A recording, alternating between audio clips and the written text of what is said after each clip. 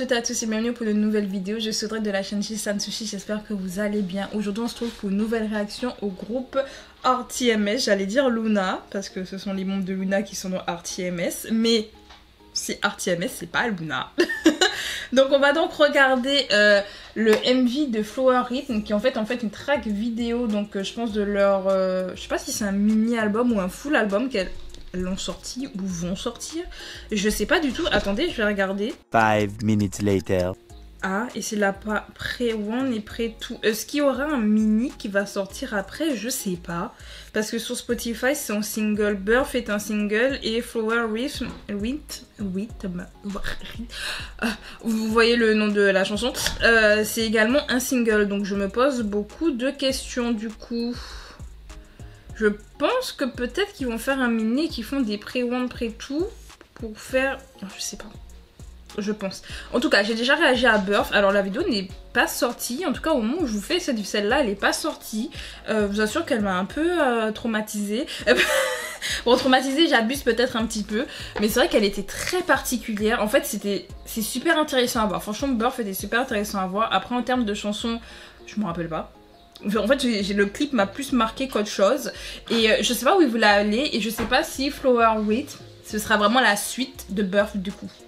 Je me pose la question. Ou est-ce que pas du tout? En tout cas, j'ai pas l'impression parce que j'ai vu un extrait sur Instagram quand il y a eu le teaser qui est sorti. Ça avait pas l'air... Donc je sais pas. Écoutez, je sais pas. On va donc regarder ce que ça donne pour se faire un avis. N'est-il pas? On va donc regarder Flower Rhythm. Je crois que j'ai bien prononcé cette fois-ci. C'est parti. Si ça veut bien se lancer d'ailleurs.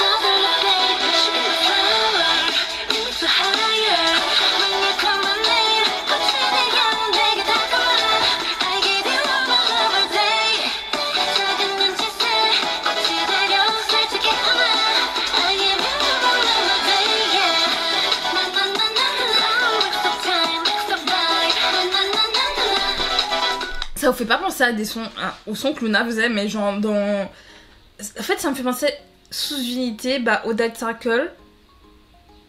On dirait... En plus, vraiment fun fact, hier après-midi, j'écoutais en masse les chansons de Luna.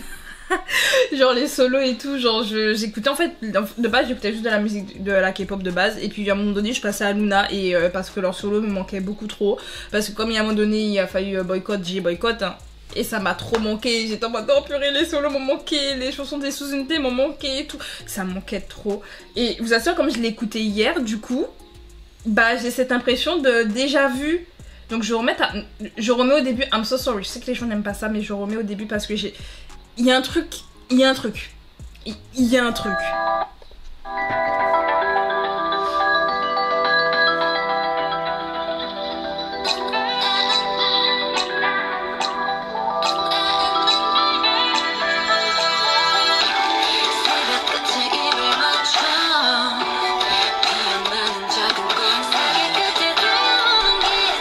Mais en fait, la chanson, ce qui est perturbant, c'est qu'elle commence comme si elle avait déjà commencé.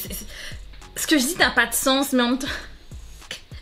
C'est-à-dire que quand Ijin, elle commence à chanter, on a l'impression que il y avait quelque chose avant, qu'avec d'autres couplets avant son couplet. Je sais pas si tu vois ce que je veux dire. Donc ça paraît très perturbant.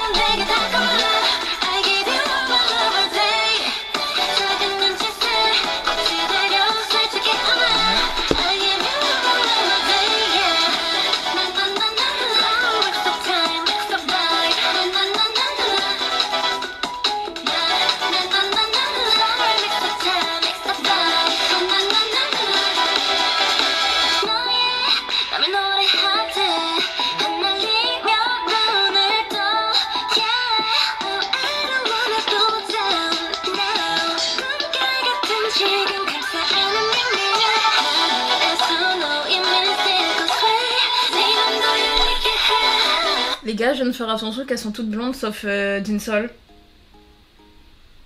Je viens de tilter, elles sont toutes blondes sauf Jinsol. Pourquoi?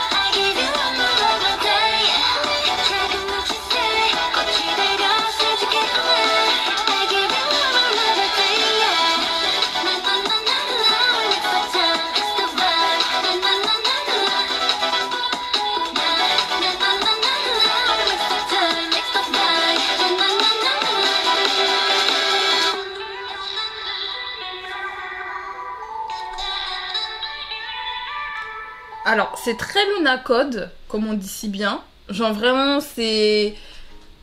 La musique en elle-même, ça fait très Luna. Je dis, ça m'appelle les Odd Cycle et surtout les solos. Parce qu'en plus, comme je dis, j'écoutais les solos hier et genre ça m'appelle un peu le solo de Jinsol.